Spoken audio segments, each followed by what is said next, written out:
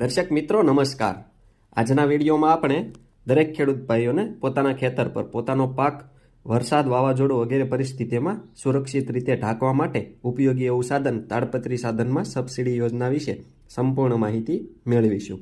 જી હા ખેડૂત ભાઈઓ, આજના વિડીયોમાં આપણે માહિતી મેળવીશું કે તાડપત્રી સાધનમાં કેટલી સબસિડી મળે છે, તાડપત્રીમાં સબસિડી મેળવવા માટે ઓનલાઈન અરજી ક્યાં કરવી, ક્યારે કરવી અને કેવી રીતે કરવી, ઓનલાઈન અરજી કરવા માટે કયા કયા ડોક્યુમેન્ટ જોઈએ, ઉપરાંત સબસિડી પાત્ર તાડપત્રીની ખરીદી ક્યાંથી કરવી, ખરીદી કર્યા બાદ ડોક્યુમેન્ટ કોને રજૂ કરવા, કયા કયા ડોક્યુમેન્ટ રજૂ કરવા, ઉપરાંત સબસિડીની રકમ ક્યારે જમા થશે, એના વિશે આ વિડીયોમાં આપણે સંપૂર્ણ માહિતી મેળવીશું। માટે વિડીયોને અંત સુધી જોવાનું ચૂકશો નહીં। એ પહેલાં આપ સૌ દર્શક મિત્રોને જણાવી દઈએ કે વખતો વખત જાહેર થતી સરકારશ્રીની વિવિધ સબસિડી યોજનાઓની વિડીયો દ્વારા માહિતી મેળવવા માટે આપણી આ ખેડૂત મિત્ર ચેનલ સબસ્ક્રાઇબ કરવા વિનંતી। સબસ્ક્રાઇબ કર્યા બાદ દર્શક મિત્રો બાજુના બેલ આઇકન ઉપર ક્લિક કરી દેવું, જેથી અમારી ચેનલના નવા વિડીયોની નોટિફિકેશન આપ સૌના મોબાઈલમાં મળતી રહે।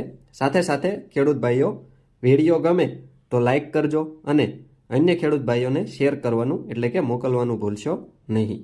દર્શક મિત્રો, તાડપત્રી સાધનમાં સબસિડી કેટલી મળે છે એના વિશે આપણે વાત કરીએ તો અનુસૂચિત જાતિ અને અનુસૂચિત જનજાતિ એટલે કે એસસી અને એસટી કેટેગરીના ખેડૂતોને તાડપત્રીની ખરીદ કિંમતના 75% અથવા ₹1875 બેમાંથી જે ઓછું હોય એટલી રકમ સહાય તરીકે મળવાપાત્ર છે।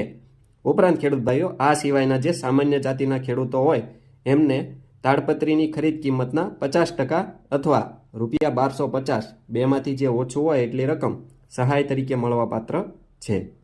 દર્શક મિત્રો, આ તાડપત્રી સાધનમાં સબસિડી માટે ઓનલાઈન અરજી ક્યાં કરવી એના વિશે આપણે વાત કરીએ તો આપ સૌએ ગુજરાત સરકારના આઈ ખેડૂત પોર્ટલ પર ખેતીવાડી વિભાગની યોજનાઓમાં તાડપત્રી નામના ઘટકમાં ઓનલાઈન અરજી કરવાની રહેશે। દર્શક મિત્રો, આ સાધનમાં સબસિડી માટે આપ સૌએ તારીખ 24 એપ્રિલ 2025 થી તારીખ 15 મે 2025 સુધી ઓનલાઈન અરજી કરી શકો છો અને આ સાધનમાં સબસિડીનો લાભ લઈ શકો છો।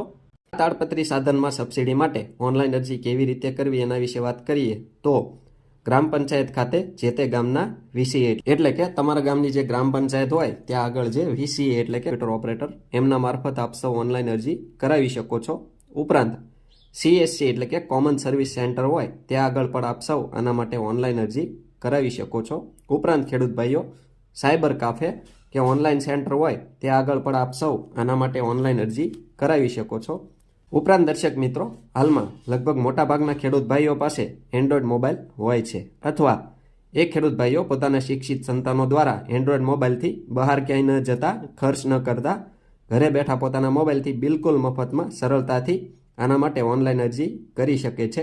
આના માટે દર્શક મિત્રો, અમે અમારી ચેનલમાં એક લાઈવ વિડીયો બનાવેલ છે કે આઈ ખેડૂત પોર્ટલ પર ફોર્મ કેવી રીતે ભરવું, અરજી કેવી રીતે કરવી। એ વિડીયો જોઈને આપ સૌ ઘરે બેઠા તાડપત્રી સબસિડી માટે ઓનલાઈન અરજી કરી શકો છો। એ વિડીયોની લિંક ડિસ્ક્રિપ્શનમાં આપ સૌને મળી જશે।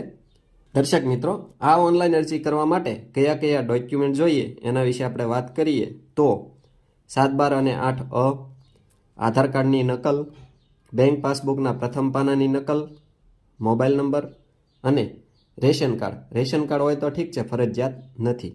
આ મુજબના ડોક્યુમેન્ટ લઈ જઈને દર્શક મિત્રો આપ સૌએ જે તે સ્થળે અરજી કરાવી અથવા ઘરે બેઠા પોતાના મોબાઈલથી ઓનલાઈન અરજી કરવાની રહેશે। દર્શક મિત્રો, આપ સૌને જણાવી દઈએ કે આ વર્ષથી ખેતીવાડી વિભાગમાં જે જૂની સિસ્ટમ હતી ડ્રો સિસ્ટમ, એ ડ્રો સિસ્ટમ લાવવામાં આવી છે અને જે તે સાધનમાં સબસિડી માટે ખેડૂત ભાઈઓએ ઓનલાઈન અરજી કરવાની રહેશે અને ડ્રો સિસ્ટમ દ્વારા જે તે ખેડૂતોને પૂર્વ મંજૂરી આપવામાં આવે એમને જે તે સાધનમાં ખરીદી કરવાની રહેશે। આ ઓનલાઈન અરજી કર્યા બાદ દર્શક મિત્રો આપ સૌએ એ ઓનલાઈન અરજીની પ્રિન્ટ કઢાવીને પોતાની પાસે રાખવાની રહેશે અને તાડપત્રી સાધનના પૂર્વ મંજૂરીના હુકમની રાહ જોવાની રહેશે।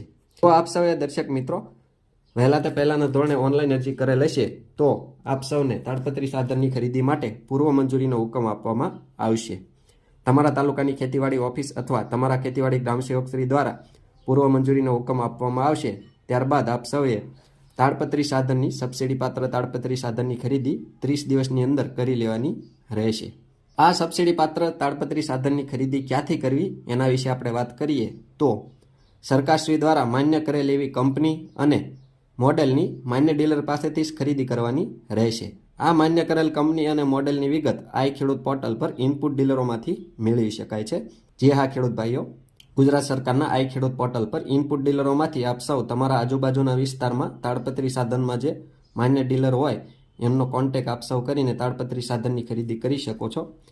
ઉપરાંત દર્શક મિત્રો, આપ સૌને જણાવી દઈએ કે અમુક વર્ષમાં આ તાડપત્રી સાધન માટે જે તે તાલુકામાં અમુક ડીલર નક્કી કરેલ હોય છે એમના મારફત સબસિડીની રકમ કાપીને જે ઉપરની જે રકમ હોય એ રકમ ભરીને આપ સૌ તાડપત્રી સાધનની ખરીદી કરી શકો છો. આ તાડપત્રી સાધનની ખરીદી કર્યા બાદ આપ સૌએ સામાન્ય રીતે આ મુજબના ડોક્યુમેન્ટ સમય મર્યાદાની અંદર રજૂ કરવાના રહેશે. સામાન્ય રીતે કયા કયા ડોક્યુમેન્ટ રજૂ કરવા એના વિશે આપણે વાત કરીએ તો સાધન સહાય ફોર્મ.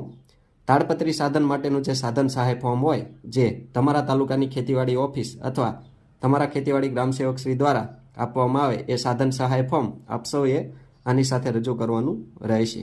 ઉપરાંત ખેડૂત ભાઈઓ, ઓનલાઈન અરજીની પ્રિન્ટ. તાડપત્રી સાધનમાં સબસિડી માટે આપ સૌએ જે ઓનલાઈન અરજી કરાવેલ હશે એ ઓનલાઈન અરજીની પ્રિન્ટ એમાં સહી અંગૂઠા કરીને આની સાથે જોડવાની રહેશે. જેમાં સંયુક્ત ખાતેદાર હોય તો અન્ય ખાતેદારોનું સંમતિપત્રક, એટલે કે તમે જે ખાતામાં ઓનલાઈન અરજી કરેલ હશે એમાં એક કરતાં વધારે ખેડૂત ખાતેદારના નામ હોય તો અરજદાર સિવાયના અન્ય ખાતેદારોનું સંમતિપત્રક આપ સૌએ અરજીની પાછળના પેજમાં આપેલ હશે એ રજૂ કરવાનું રહેશે. ઉપરાંત ખેડૂત ભાઈઓ, પૂર્વ મંજૂરીનો હુકમ.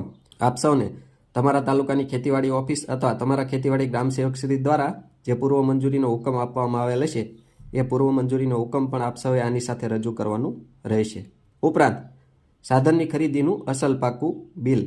તાડપત્રી સાધનની આપ સૌએ જે ખરીદી કરેલ હશે એનું અસલ પાકું બિલ આની સાથે રજૂ કરવાનું રહેશે. ઉપરાંત આઈ ખેડૂત પોર્ટલ પરનું ભાવપત્રક અને ડીલરનું માન્યતા પત્રક. આ બંને પત્રક આપ સૌને તમે જ્યાંથી ખરીદી કરેલ હશે એ ડીલર બિલની સાથે આપ સૌને કાઢીને આપશે એ બંને પણ આપ સૌએ રજૂ કરવાનું રહેશે. ઉપરાંત ખેડૂત ભાઈઓ, 7/12 અને 8A. ઉપરાંત આધાર કાર્ડની નકલ. ઉપરાંત બેંક પાસબુકની નકલ. ઉપરાંત દિવ્યાંગનું પ્રમાણપત્ર. આપ સૌએ જે ઓનલાઈન અરજી કરતી વખતે જો દિવ્યાંગ તરીકે દર્શાવેલ હોય તો આપ સૌએ દિવ્યાંગનું પ્રમાણપત્ર રજૂ કરવાનું રહેશે. ઉપરાંત જાતિનો દાખલો. એસસી અને એસટી કેટેગરીના લાભાર્થી માટે, એટલે કે અનુસૂચિત જાતિ અને અનુસૂચિત જનજાતિના ખેડૂતોએ ફરજિયાતપણે જાતિનો દાખલો રજૂ કરવાનો રહેશે. સામાન્ય રીતે દર્શક મિત્રો, આ મુજબના ડોક્યુમેન્ટ આપ સૌએ તમારા તાલુકાની ખેતીવાડી ઓફિસ ખાતે પૂર્વ મંજૂરી મળે પછી 30 દિવસની અંદર ખરીદી કરીને રજૂ કરવાના રહેશે. ઉપરાંત જો એમના દ્વારા અન્ય કોઈ ડોક્યુમેન્ટ જણાવવામાં આવે તો એ મુજબના ડોક્યુમેન્ટ પણ આપ સૌએ સમય મર્યાદાની અંદર એમને રજૂ કરવાના રહેશે. ખરીદી કરીને આ મુજબના ડોક્યુમેન્ટ રજૂ કરો ત્યારબાદ તમારા ગામના ખેતીવાડી ગ્રામસેવક શ્રી દ્વારા આપ સૌએ જે તાડપત્રી સાધનની ખરીદી કરેલ હશે એની ચકાસણી કરવામાં આવશે. ચકાસણી થઈ જાય ત્યારબાદ દર્શક મિત્રો, આપ સૌને તાડપત્રી સાધનમાં સબસિડી આપના બેંક ખાતામાં જમા કરી દેવામાં આવશે. દર્શક મિત્રો, આપ સૌને જણાવી દઈએ કે આ સિવાયના અન્ય તમામ પ્રકારના ખેતીવાડીમાં જે ઉપયોગી સાધનો હોય જેમાં સબસિડી મળે છે એ તમામ સાધનોમાં સબસિડી વિશેની માહિતીવાળા વિડીયો અમે અમારી ચેનલમાં બનાવેલ છે. ડિસ્ક્રિપ્શનમાં આપ સૌને એ તમામ વિડીયોની લિંક મળી જશે. ઉપરાંત અમારી ચેનલની મુલાકાત કરતાં આપ સૌને એ તમામ વિડીયો મળી જશે. એમાંથી જે તે સાધનમાં આપ સૌએ સબસિડી લેવાની હોય એ સાધનમાં આપ સૌ એ વિડીયો જોઈને સબસિડી વિશે સંપૂર્ણ માહિતી મેળવી શકો છો અને એ સાધનની ખરીદી કરી એ સાધનનો ખેતીમાં ઉપયોગ કરી સારી એવી આવક મેળવી શકો છો. દર્શક મિત્રો, આવા જ ખૂબ જ ઉપયોગી વિડીયો પોતાના મોબાઈલમાં મેળવવા માટે આપ સૌ આપણી આ ખેડૂત મિત્ર ચેનલ સાથે બન્યા રહેશો.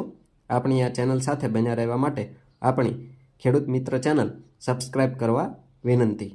જો આપ સૌને અમારો આ વિડીયો પસંદ આવ્યો હોય તો વિડીયોને લાઈક કરજો અને અન્ય ખેડૂત ભાઈઓને શેર કરવાનું એટલે કે મોકલવાનું ભૂલશો નહીં. ઉપરાંત આ વિડીયો બાબતે કોઈ પણ પ્રશ્ન કે મૂંઝવણ હોય તો કોમેન્ટમાં આપ સૌ અમને જણાવી શકો છો. અમે આપ સૌના પ્રશ્નોના સંતોષકારક જવાબ આપીશું. આભાર.